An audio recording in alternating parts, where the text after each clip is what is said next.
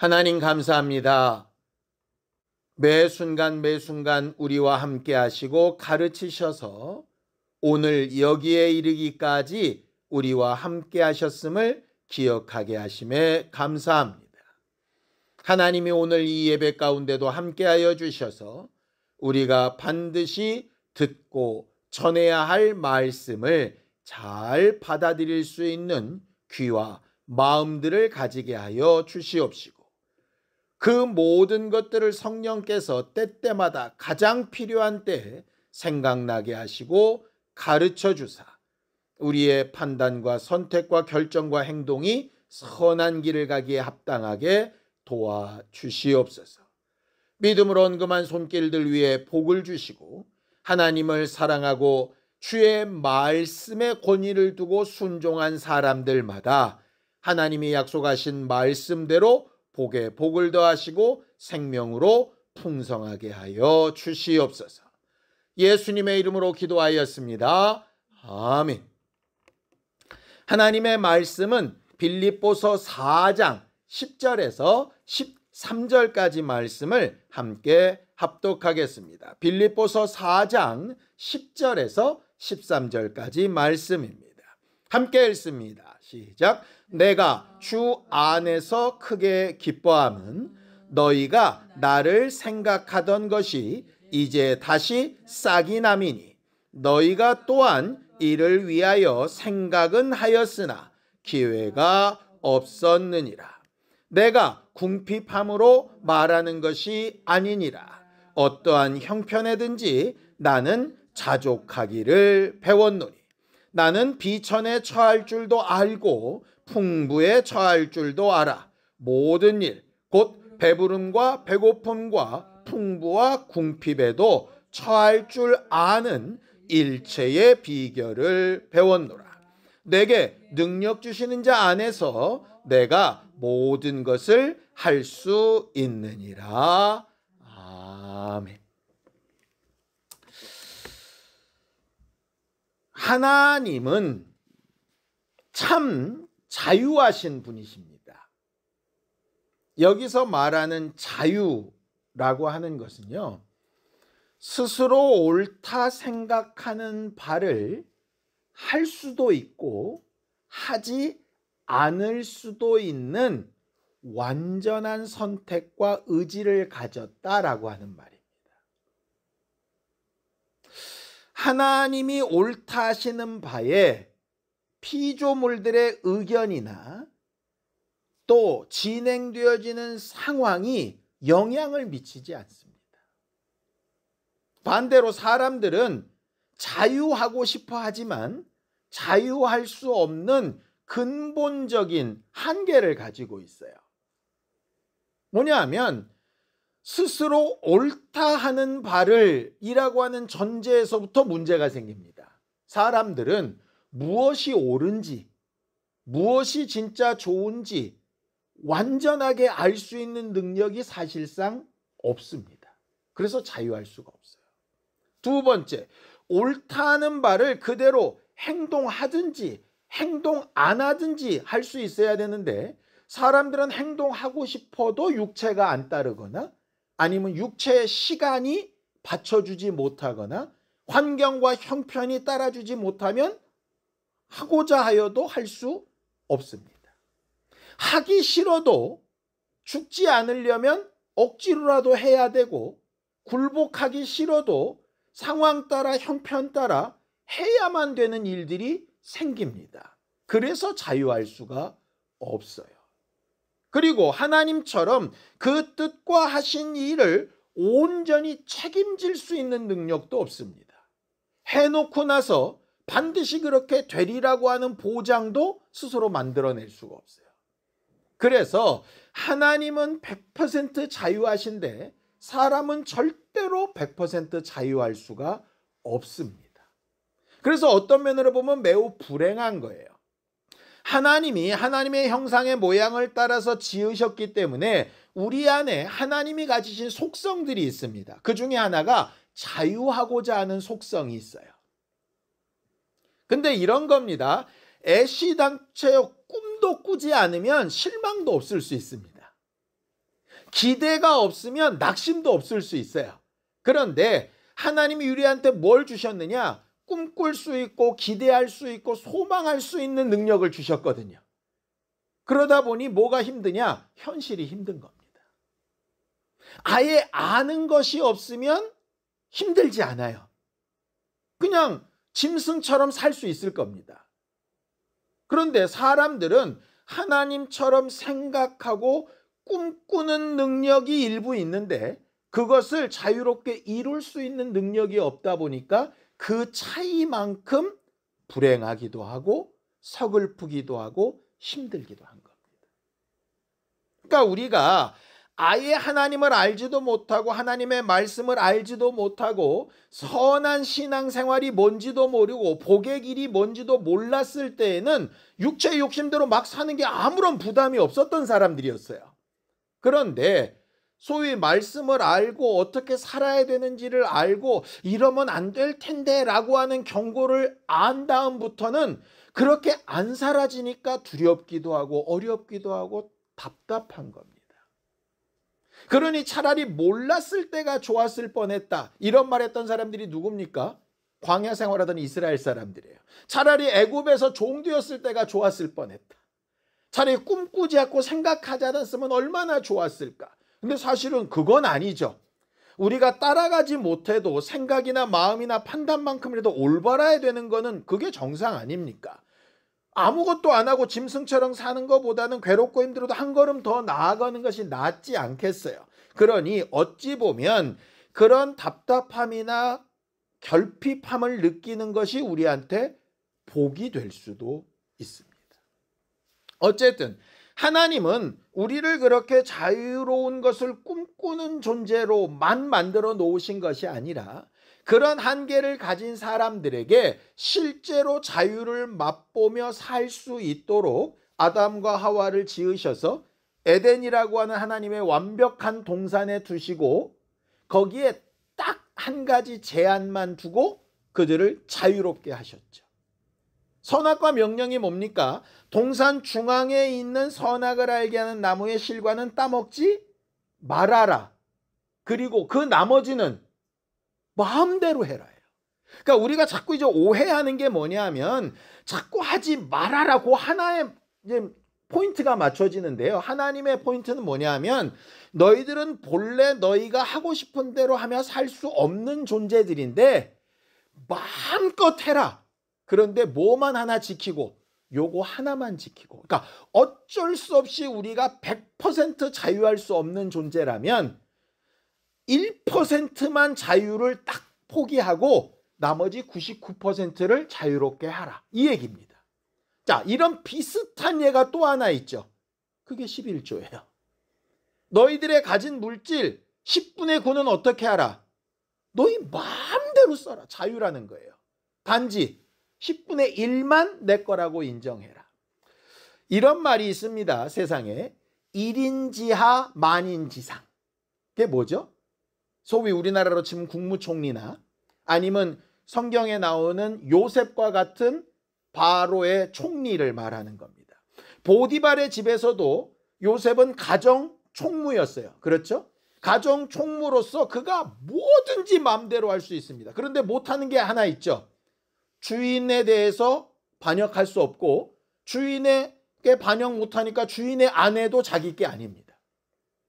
그것 이외에는 뭐든지 다 할 수 있어요. 근데 뭐든지 다 할 수 있으려면 뭐를 지켜야 됩니까? 딱 요거 한 가지를 지켜야 되는 거예요. 그 한 가지가 내 모든 자유를 보장해 주는 거라 이 말이에요. 그렇죠? 애굽의 총리였던 요셉도 마찬가지입니다. 바로만 인정하면 나머지는 다 총리 마음대로 할 수 있는 거예요. 결국 선악과 사건도 11조도 애굽의 총리되었던 요셉을 통한 지혜도 다 마찬가지입니다. 하나님에 대한 것만 딱 인정하면 나머지는 어떻게 하면 된다? 자유롭게 하면 된다예요. 근데 그걸 제대로 인정하지 못하다 보니까 율법의 조항들이 많아지는 겁니다. 이것도 하지 마, 저것도 하지 마, 이거는 꼭 해야 돼. 자꾸 이렇게 되는 거예요. 그러니까 이런 거죠. 네가 수백 가지 할 거냐 말 거냐를 선택하며 살래? 아니면 딱 하나만 인정하고 나머지는 자유하며 살래? 결국 이 내용이에요. 예수를 보내셔서 우리를 위하여 죽고 부활하게 하시고 하나님께서 우리에게 주고자 하시는 것도 똑같습니다. 자, 갈라디아서 5장 1절입니다. 함께 읽습니다. 시작. 그리스도께서 우리를 자유롭게 하려고 자유를 주셨으니 그러므로 굳건하게 서서 다시는 종의 멍에를 매지 말아라 라고 이렇게 되어져 있죠. 이게 무슨 얘기입니까? 예수는 기본적으로 우리를 억압하러 오신 분이 아니라 자유하게 하려는 분이시다 이 말이에요. 예수는 혼자 오신 게 아니라 아버지의 뜻대로 오셨으니까 하나님의 뜻도 우리를 억압하는 게 아니라 자유롭게 하려고 하시는 거예요. 그래서 예레미야서에 얘기하죠. 너희를 향한 내 생각은 내가 아는데 재앙이나 환난이 아니다. 평안과 미래 소망을 주려고 하는 거다. 자유롭게 하려고 하는 거다. 근데 자유를 그냥 주면 너희가 엉뚱한 데로 가니까. 예를 들어서 하나님이 가르쳐 주신 한 가지만 지키는 제한을 두면 나머지는 다 자유했었는데 마귀에게 속아가지고 이걸 건너머 버리니까 어떻게 됩니까? 가졌던 모든 자유를 누구한테 뺏기죠? 마귀한테 다 뺏기고 그 종이 돼버리잖아요. 하나님은 하나만 지키면 다 자유롭게 해 이렇게 됐었는데 마귀한테 그거 하나를 뺏기니까 모든 걸 마귀한테 다 뺏기고 마귀의 원하는 대로 되어져 버리지 않습니까? 그렇게 종의 멍에를 매며 살지 말고 딱 하나만 지키면서 자유롭게 하라 이 얘기를 하시는 거예요. 근데 사람들이 그거 하나를 하기 싫어하는 거죠. 손자 집에 가면 이렇게 울타리를 이렇게 크게 쳐놨습니다. 그 안에 침대고 뭐고 장난감이고 넣어놨습니다. 지금이야 꼼짝도 못하니까 필요 없겠지만 조금만 이렇게 움직이게 되면 그겁니다. 그 안에 딱 넣어놓고 이 안에서는 마음대로 놀아. 근데 이 밖에 나가면 위험하니까 여기는 나가지 마 하는 거잖아요. 그게 그 안에서의 자유를 보장해주기 위해서 최소한의 가이드라인 아니겠습니까? 결과적으로 신앙생활할 때 우리가 꼭 생각해 봐야 되는 것은 뭐냐면 하나님께서 우리를 자유하게 하시기 위해서 최소한의 가이드라인으로 뭘 주셨나 라고 하는 것을 생각해 봐야 한다는 거예요. 그것만 넘어서지 않으면 얼마든지 자유롭게 살아도 하나님은 뭐라고 하지 않으십니다. 그러니까 이 말을 오해하지 마세요. 그리스도께서 너희를 자유를 주려고 하셨다. 그러니까 너는 자유하니까 맘대로 살아라가 아니라 맘대로 사는데 전제 조건이 하나 있다는 거예요. 그걸 하나를 지키면 맘대로 살 수 있는 거죠. 이런 거 있지 않습니까? 우리가 재산을 가지고 있습니다. 집이 됐던 차가 됐던. 근데 집이 됐건 차가 됐던 내가 소유하고 있다는 증거로 뭐를 내죠? 세금이라는 걸 냅니다. 세금을 내면 당장은 손해 같은데 정부가 세금을 받은 이후에는 뭐를 보증해 주죠? 이 집이나 차가 온전히 내 거라는 걸 보증해 줍니다. 어떤 법적 다툼에서도 보호막이 됩니다. 근데 내가 그것을 안 내고 밀리고 이렇게 되면 어떻게 됩니까? 남이 와서 그 집을 경매에 넣어서라도 가져갑니다. 분명히 내 건데 보호받을 수가 없어요. 그러니까는 내가 해야 되는 최소한의 일을 하고 나머지는 자유롭게 하라. 이게 이제 성경이 가르치는 바거든요. 그럼 성경에서 말하는 최소한의 가이드가 뭐냐? 우리는 보통 예수 믿는 거 뭐 이렇게 얘기하지만 예수께서 직접 하신 말씀이 있어요. 자, 요한복음 8장 31절에서 32절입니다. 함께 읽습니다. 시작. 그러므로 예수께서 자기를 믿는 유대인들에게 이르시되 너희가 내 말에 거하면 참으로 내 제자가 되고 진리를 알지니 진리가 너희를 자유롭게 하리라 이렇게 되어 있습니다. 그러니까 자유하려면 뭐를 알아야 된다예요? 진리를 알아야 된다죠. 자, 에덴에 있는 모든 것을 내 임의대로 먹고 마시려면 뭘 해야 됩니까? 선악을 알게 한 나무의 실과는 따먹지 말아야 합니다. 공식이 똑같죠? 그러니까 이걸 하면 나머지는 네 자유다. 이거예요. 그러니까 하나님과의 관계에서 이걸 생각하면 좋아요. 자꾸 우리가 하나님의 뜻이 뭡니까? 하나님은 뭘 원하시나요? 이런 거 자꾸 묻게 되잖아요. 근데 하나님은 이렇게 얘기하시는 거예요. 일일이 나는 야, 너 이거 해. 저거 해. 이거 하지 마. 이거 안 돼. 이렇게 말씀하시지 않는다는 거예요. 그건 언제냐? 진리를 모르고 가이드라인을 모를 때는 어린아이와 같이 몽학선생처럼 율법으로는 그렇게 가르치셨어요. 그런데 자꾸 신앙생활 하면서도 목사님 이거 해야 될까요? 말아야 될까요? 일로 이사 갈까요? 말까요? 이 학교가 맞나요? 저 학교가 맞나요? 자유예요. 뭐만 있으면 가이드라인만 분명히 지키면 그게 진리라고요. 진리를 뭐라고 얘기하십니까? 예수께서 요한복음 14장 6절에 이렇게 얘기하시죠. 내가 곧 길이요 진리요 생명이다 이렇게 얘기하시잖아요. 또 예수께서 말씀하시죠. 요한복음 17장 17절에 아버지의 말씀이 진리입니다 이렇게 얘기하잖아요. 결국 뭡니까? 진리를 알지니 진리가 자유케 한다는 얘기는 그 진리가 누구란 얘기예요? 예수 알아야 된다는 얘기고, 예수를 안다는 얘기는 뭘 안다는 거예요? 하나님의 말씀을 안다는 얘기예요. 결국 자유하려면 뭘 해야 되느냐? 예수 알고 하나님의 말씀을 알아야 된다는 거예요. 그래서 우리가 매주 예배하고 설교를 듣는 거예요. 성경을 읽고 큐티를 하는 거예요. 그러니까 신앙 양식이라서 하는 게 아니고요. 내가 그걸 알고 인정하고 받아들여야 뭐가 보장이 되느냐? 자유가 보장이 되는 거예요. 이 똑같은 공식을 누구도 쓰느냐? 사단도 씁니다. 그러니까 예수께서 40일 금식하셨을 때 맨 마지막 시험이 뭐죠? 나한테 절만해. 요거만 굴복하면 나머지는 너 다 줄게. 딱 이 얘기예요. 결국 무슨 얘기냐면요. 선악과의 명령도 11조에 대한 명령도 예수를 알라 말씀을 알라 하는 명령도 사단이 예수께 절해라 이 명령도 딱 하나예요. 누가 네 주인이냐의 문제예요. 네가 나를 주인으로만 인정한다면 내 것이 다 네 것이다 이 얘기예요. 하나님의 말씀은 간단합니다.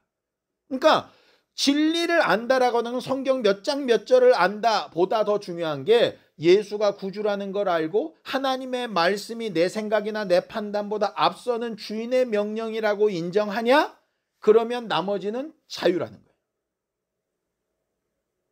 그런데 사람들이 그걸 안 하더라는 거죠. 지난주 말씀처럼 그런 하나님의 말씀을 받고서 그걸 자기 임의대로 해석을 하더라는 거죠. 하나님이 본래 만들어 놓으신 이런 가이드라인이 있는데 거기다 개구멍을 뚫어서 빠져나가더라는 거예요. 우리나라가 세법이 전 세계에서 제일 복잡하게 돼 있대요. 왜냐? 세법을 만들면 대기업의 세법 담당자들이 그걸 뚫는 방법을 만들고 그걸 또 막는 방법을 만들면 그걸 또 뚫는 방법을 만들고 이러다 보니까 세법이 누더기가 된다는 거예요. 기본적으로 세법을 만든 의도가 있지 않겠습니까? 그럼 그 의도에 맞춰서 하면 나머지는 다 보호해 주는데 가능하면 그걸 안 하려고 자꾸 편법을 쓰는 거죠. 그게 우리나라가 되게 강하대요. 그래서 긍정적인 요소도 있고 부정적인 요소도 있다고 합니다. 예를 들면 일반적인 사람들은 그냥 핸드폰은 핸드폰만 쓰는데 우리나라는 그 핸드폰에다 뭐든지 갖다 다 집어넣는데요. 야, 요거 말고 다르게도 쓸 수 있지 않을까? 뭐 이래가면서 막 만든대요. 창의적이기는 한데 그 창의적이라고 하는 것도 기준과 한계가 있어야 되잖아요. 범법을 하면 안 되지 않습니까? 근데 우리나라 사람들이 그런 걸 잘 넘나든대요. 이렇게.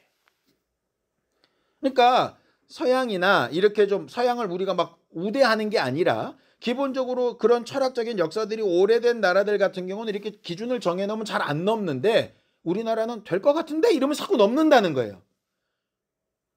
그러니까 말씀도 그렇게 넘는 거죠. 자꾸. 아니면 아닌 건데 아니지 않을까? 뭐 이래가면서 계속 가는 거예요. 그러면서 자꾸 이상한 해석들을 막 내놓게 되는 거죠. 그러면 당장은 뭔가 남들보다 다르고 괜찮아 보이는데 정작 보호를 못 받는다.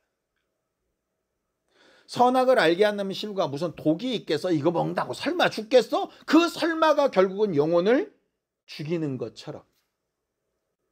야, 11조가 율법 때 11조지 언제 때 11조냐? 뭐 그렇게 한다고 당장 11조 안 한다고 막 벼락이 떨어지지 않으니까 괜찮은 것 같지만 결국은 하나님을 주인으로 삼는 데서 마음들이 조금씩 모래성 무너지듯 무너지는 것처럼.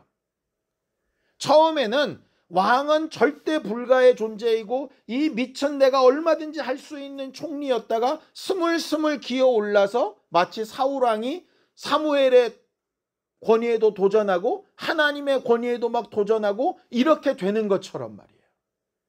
처음부터 작정을 하고 내가 도전하리라 이게 아닌데 하나씩 하다 보니 괜찮을 것 같은데 이러면서 가는 거예요. 신앙생활이 그렇게 익숙해지다 보면 아주 순수하고 깨끗하게 신앙생활 했을 때와는 전혀 다른 결과들이 나타나게 되는 거죠. 그러면서 뒤돌아서 얘기하는 겁니다. 그렇게 순전하게 신앙생활하는 사람들을 보며 답답하다고 얘기하는 거죠. 왜 저렇게 고지식하냐고 얘기를 하는 거예요. 그러나 하나님 보시기에도 그럴까요? 우리가 지난주에 봤던 것처럼 사도 바울이 죽음을 향해서 뚜벅뚜벅 걸어가는 걸 주변 사람들이 볼 때는 미련하고 답답하게 봤을 겁니다. 아니, 경고하셨으면 피해야지. 왜 어려운 길로 가는 거야? 바보 아니야? 이렇게 생각할 수 있었겠죠. 그런데 그걸 지켜서 나머지를 자유하게 한다는 생각을 까먹는 거죠. 자기가 정말 자기가 보호받을 수 있는 울타리를 허물고 있지 않은지 생각해 봐야 하는 부분들입니다. 그래서 스스로 똑똑하다 하고 지혜롭다 하고 뭔가 되었다 생각하면 하나님 앞에 정직하게 나아가기가 매우 힘든 것 같아요.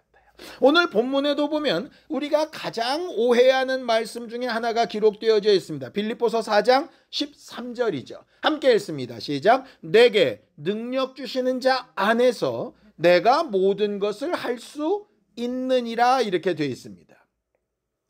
이건요 명확하게 문장이 두 개로 나눠져 있습니다. 하나님은 우리에게 능력을 주시는 분이다. 우리는 그럴 때 모든 것을 할 수 있다. 이렇게 되어 있어요. 그렇죠? 어느 것이 더 중요하냐? 대부분 사람들이 어디에 중심을 두느냐? 동사가 뒤에 있다 보니까 뒤에다 관심을 두는 거예요. 그러니까 하나님이 내게 주신 것으로 난 맘대로 해도 된다. 이렇게 가는 거예요. 근데 진짜 중심은 뭐냐? 앞에예요. 앞에. 그러니까 모든 것을 네 임의로 해라. 좋죠. 그런데 그렇게 하려면 전제 조건이 있잖아요. 선악을 알게 한 나무의 실과를 따먹지 말아라가 중요한 거잖아요. 그러니까 요걸 지키면 나머지는 그냥 저절로 따라오는 거예요. 그죠? 먼저 그의 나라와 의를 구하라. 이 얘기는 나머지는 신경 안 써도 된다가 아니라 나머지는 네 자유로 마음대로 할 수 있어. 할 수도 있고 안 할 수도 있어. 근데 그러려면 뭘 해야 되느냐? 먼저 그의 나라와 의를 구해야 돼. 이 얘기예요. 그런데 자꾸 여기에 관심을 안 두고 뒤에다가 관심을 두더라고요. 앞에 관심을 둬야 되는 이유를 제가 설명을 드릴게요. 자, 예수께서는 하나님의 아들이시죠. 하나님이십니다. 모든 것을 하실 수 있는 능력자셨고 죽은 자도 살리시고 병도 고치시고 가난한 자를 구제도 하시고 모든 걸 하실 수 있는 분이셨어요. 하늘의 지혜도 다 알고 있는 분이셨습니다. 그런데 그분이 왜 하나님 앞에 그렇게 계속 기도하러 가고 마지막 날 겟세마네 동산에는 왜 그렇게 기도하셨겠습니까? 단 한 가지. 누가 주인인가? 자기 능력도 있고 가진 것도 있지만 이것이 무엇으로 보증되느냐를 너무 잘 아셨던 거예요. 아버지 앞에 굴복해야 모든 것이 보장된다는 사실. 그래서 겟세마네 동산에 기도하러 내려오셨을 때 로마 군인들이 예수를 체포할 때 베드로가 칼을 들어가지고 제사장 종 말고의 귀를 치죠. 그때 예수께서 이렇게 말씀하십니다. 마태복음 26장 53절에서 54절입니다. 너는 내가 내 아버지께 구하여 지금 12군단 더 되는 천사를 보내시게 할 수 없는 줄로 아느냐. 내가 만일 그렇게 하면 이런 일이 있으리라 한 성경이 어떻게 이루어지겠느냐 하시더라 이랬습니다. 이게 무슨 얘기냐면 예수께서 어쩔 수 없이 나는 이 길을 간다가 아니라 나는 내 자유한 선택으로 이 일을 하고 있다예요. 내가 아버지의 명령대로 십자가의 길을 갈 수도 있고 지금이라도 내 능력으로 아버지께 내 권위를 가지고 구해서 12군단에 있는 천사를 보내서 이걸 싹 없앨 수 있다. 없어서 내가 억지로 끌려가는 존재가 아니다. 근데 그렇게 되면 내가 굴복해야 되는 내 모든 자유와 내 모든 권세를 보증해주는 그 하나님의 권위를 어떻게 세울 수 있겠는가? 그 일 때문이라면 나는 하지 않는 자유를 선택하겠다예요. 그러니까 우리가 기도하는 건 내 의지를 막 내세워서 하나님으로 얻어내고 뺏으려고 하는 게 아니라 내가 기도해서 하나님이 제안하신 그 모든 바운더리 안에서 내가 할 수 있는 자유와 할 수 없는 자유를 두 가지 중에 하나를 선택하겠다고 결정하는 게 기도거든요. 근데 자꾸 우리의 바램만 이야기를 한다 이 말이죠. 그러면 그리스도 안에서 예수 안에서 내게 능력 주시는 자 안에서라고 계속 성경은 얘기하잖아요. 예수 안에서 그리스도 안에서 하나님 안에서 능력 주시는 자 안에서 계속 전제 조건을 얘기하는데 그거랑 상관없이 내 자유만 계속 얘기하는 거예요. 그러다 보니 자유가 보장이 안 되는 거죠. 예수의 말씀은 바로 이겁니다. 내가 모든 것을 다 할 수 있고 모든 것이 가능하다. 그런데 나는 그 모든 가능한 것 중에서 더 옳은 것, 더 좋은 것, 더 선한 것, 더 하나님의 뜻에 맞는 것을 선택하는 거라는 거예요. 축복의 통로가 되는 사람은 그런 선택을 잘 하는 겁니다. 지난주처럼 나한테 유익하냐 안 유익하냐로 선택하는 게 아니라 뭐가 더 옳으냐를 선택하는 거예요. 그런 사람들이 사실 리더가 되죠. 우리가 우리 앞에 세워진 리더들한테 실망하는 게 뭡니까? 우리를 위하여 자기를 희생하며 더 옳고 올바른 길로 갈 거라고 기대하고 리더를 삼았더니 자기 유익과 배불리는 것만 했다는 게 딱 밝혀지게 되면 배신감이 확 느껴지잖아요. 결과적으로 축복의 통로는 뭐냐면 내가 무언가 다른 사람들한테 이게 정말 옳고 올바른 게 좋은 길이고 이게 축복의 일이야 라고 가르치는 사람이 자기가 그 길을 가지고 않고 있다는 게 밝혀져 버리면 그 사람들한테 내가 어떻게 그렇게 말하겠습니까? 내가 내 아이들한테 예수 믿어야 돼. 그런데 내가 예수 믿는 삶을 안 살고 있는데 그 사람들한테 무슨 의미가 있겠어요? 바울도 똑같은 얘기를 합니다. 고린도전서 10장 23절에서 24절입니다. 함께 읽죠. 시작. 모든 것이 가하나 모든 것이 유익한 것이 아니요 모든 것이 가하나 모든 것이 덕을 세우는 것은 아니니 누구든지 자기의 유익을 구하지 말고 남의 유익을 구하라 이렇게 되어져 있죠. 사실은 더 정확하게 얘기하면 올바르고 더 선한 일을 구하는 게 맞습니다. 선악과를 딱 봤을 때 보암직도 하고 먹음직도 하고 지혜롭게 할 만큼 탐스럽기도 했습니다. 그렇지 않았다는 얘기가 아닙니다. 그런데 그거를 취하여 얻는 유익보다 하나님의 말씀을 지키는 유익이 더 크다. 내게도 내 아내에게도 그리고 내게 맡기신 이 세상에도 유익하기 때문에 당장의 정욕대로 가지 않고 명령대로 따라야 되는 거잖아요. 조그만 편법을 쓰면 당장 나한테 몇 억 이익이 되는데 그 이익을 취해서 지금 잠깐 기쁘고 좋은 것이 옳은 것인가? 또 그런 돈을 가지고 내 아이들한테 먹이고 입히고 공부해서 성공시키는 것이 옳은 일인가? 아니면 지금 당장의 그런 이익은 내가 좀 얻지 못하더라도 올바르고 선하고 제대로 된 길을 나도 걸어서 당당하고 내 자손들에게도 당당할 수 있는 기회를 만들어주는 게 옳은 것인가? 뭐 이런 거예요.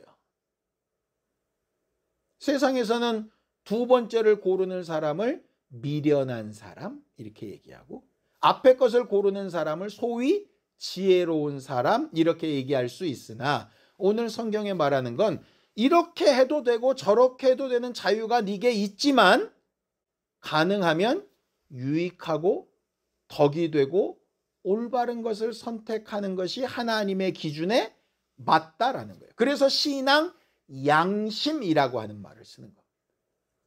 우리가 그렇게 살아야 된다는 거예요.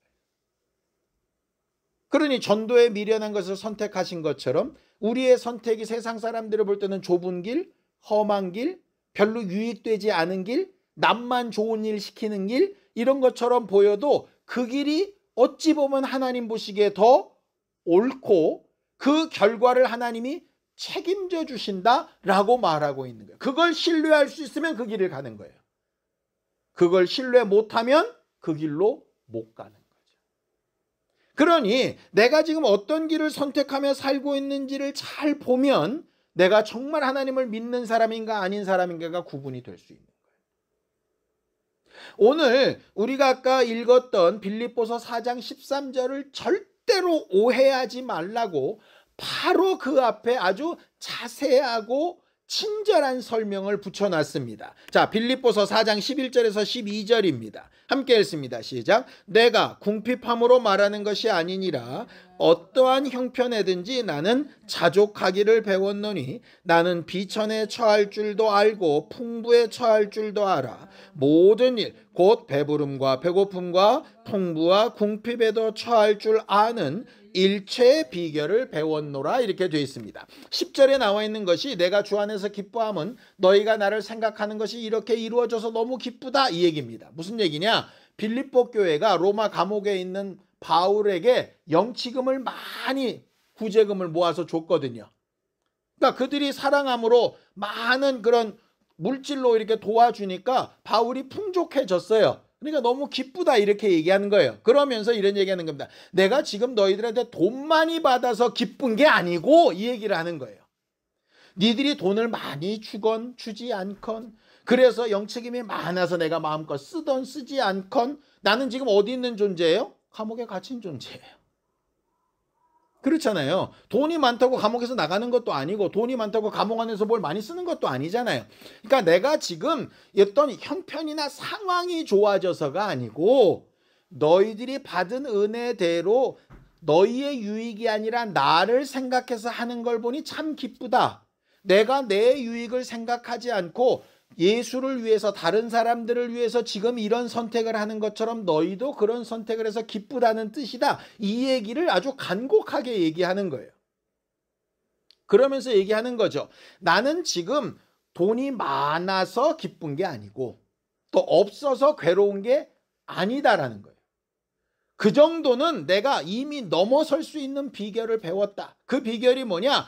내게 하나님이 능력 주시면 나는 자유한 사람이라 그런 배고프고 배부르고 돈이 많고 적고 상황이 되고 안 되고 내 소원이 이루어지고 안 이루어지고에 크게 동요되지 않고 내가 능력 주시는 자 안에서 모든 것을 자유하게 할 수 있다. 후회함이 없이 답답함이 없이 할 수 있다.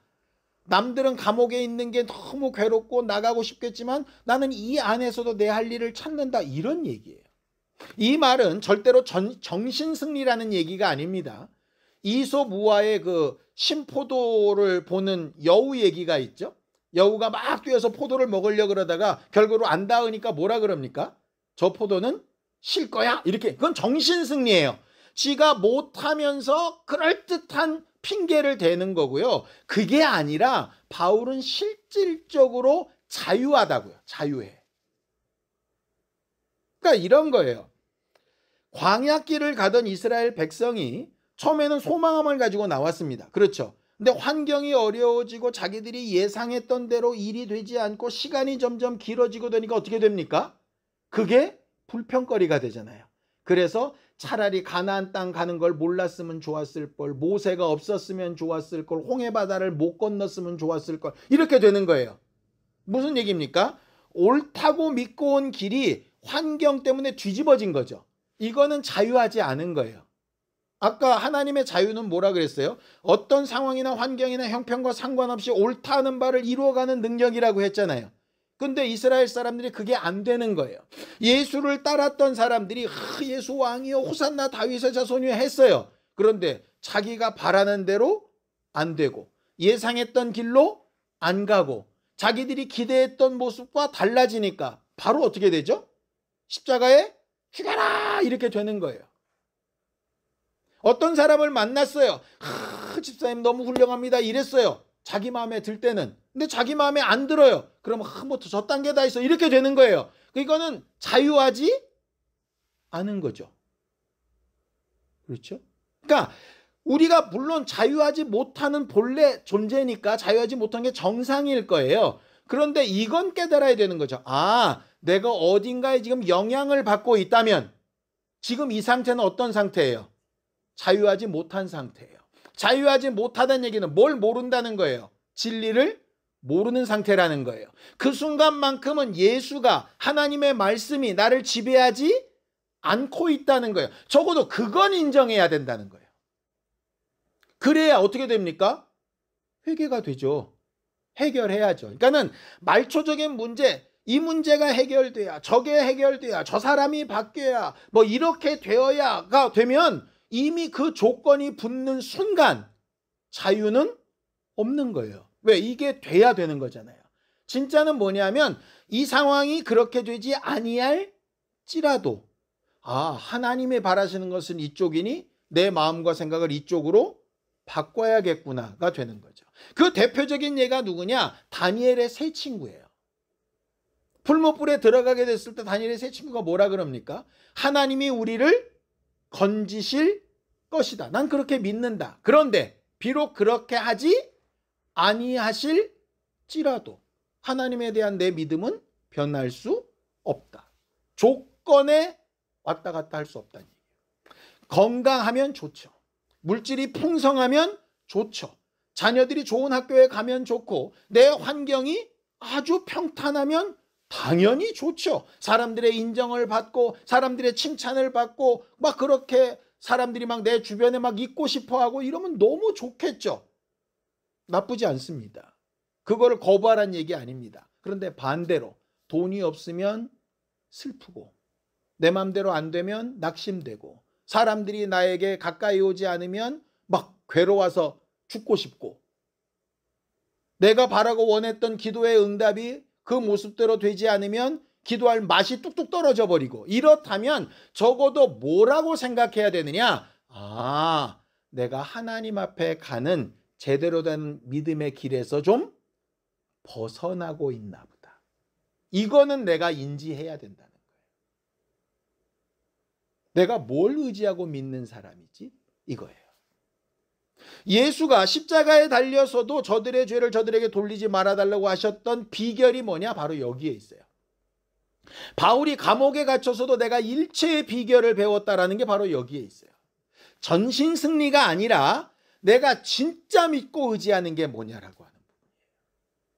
하나님이 가장 좋고 합당한 길로 인도하실 거라고 하는 해석인 거죠. 이게 내게 능력 주시는 자 안에서 내가 모든 것을 할 수 있다 이 말이에요. 그거를 정확하게 알지 못하다 보니까 자꾸 어떻게 되느냐? I can 할 수 있습니다. 기도하면 됩니다. 열심히 합시다. 자꾸 이렇게 가는 거예요. 그러다가 안 되거나 어그러지면 2배, 3배, 4배 어그러지게 되고 낙심하게 되고 실망하게 되고 어떤 경우는 하나님을 떠나게 되고 이렇게 되는 거예요. 성경에는 이런 말씀이 있습니다. 로마서 8장 37절입니다. 함께 읽죠. 시작. 그러나 이 모든 일에 우리를 사랑하시는 이로 말미암아 우리가 넉넉히 이기느니라. 이 모든 일은 그 앞에 여러 가지 환난이나 핍박이나 어려움이나 여러 가지 것들이 있을 수 있다. 없으면 좋겠지만 그런데 그것을 이길 수 있는 방법이 뭐냐? 우리와 함께 하시는 하나님 때문에 넉넉히 이길 수 있다. 이것이 가장 중요한 말씀의 해석인 거예요. 선악과 명령과 같고 예수 믿어야 영생한다는 명령과 같은 거예요. 이 하나가 지켜지면 나머지는 하나님께서 자유한 대로 얼마든지 역사하실 거예요. 근데 이 조건이 틀어지면 아무리 애쓰고 아무리 힘쓰고 아무리 열심히 기도하고 아무리 몸부림쳐도 우리가 바라는 대로 되어지지 않으면 우리는 낙심하고 실망하고 포기하게 될 겁니다. 우리가 우리 가장 사랑하는 사람들한테 전해야 될 축복이 뭘까요? 11조 잘하면 복 받는다. 예배 안 빠지면 성공할 수 있어요. 성경 읽으면 좋아져요. 이게 아니라 네가 정말 주인 삼고 제한을 받고 있는 유일한 존재가 무엇이냐 하는 것에 대해서 질문하게 만드는 거예요. 그리고 거기에 대한 답을 얻었을 때 넉넉히 이기게 하신 하나님의 능력이 있게 됨을 깨닫고 그렇게 의지하는 우리 모두가 되기를 예수님의 이름으로 축원합니다. 함께 기도하겠습니다. 하나님 아버지, 하나님께서 우리 모두를 도우시고 인도하셔서 오늘도 우리와 함께하여 주시고 하나님의 말씀이 우리 안에 이루어져 가는 것들을 보게 하여 주시고 하나님께서 우리에게 복 주신 증거와 능력들을 맛보아할 수 있게 하여 주시옵소서. 하나님의 위로와 능력을 구하오니 주여 도우시고 함께하여 주시옵소서. 하나님께서 주 예수 그리스도를 통하여 우리를 자유하게 하셨사오니 다시는 종의 멍에를 매지 아니하고 하나님 앞에 주님 주신 자유를 잘 사용할 수 있도록 하나님이 우리로 알게 하신 진리를 떠나지 않는 심령들이 되게 도와주시옵소서. 예수 알기를 힘쓰게 하시고 하나님의 말씀을 잘 깨달아 온전한 기준을 세우는 일에 열심히 하며 또 하나님 앞에 겸손한 심령들이 되도록 인도하여 주시옵소서. 이제는 우리 주 예수 그리스도의 은혜와 하나님 아버지의 극진하신 사랑과 성령님의 감동하시고 함께 하시는 분명한 증거가 하나님의 말씀을 잘 알고 듣고 이해하며 온전한 기준을 세워나가기 원하는 우리 모두 위에 이제부터 영원까지 함께 있을지어다. 아멘.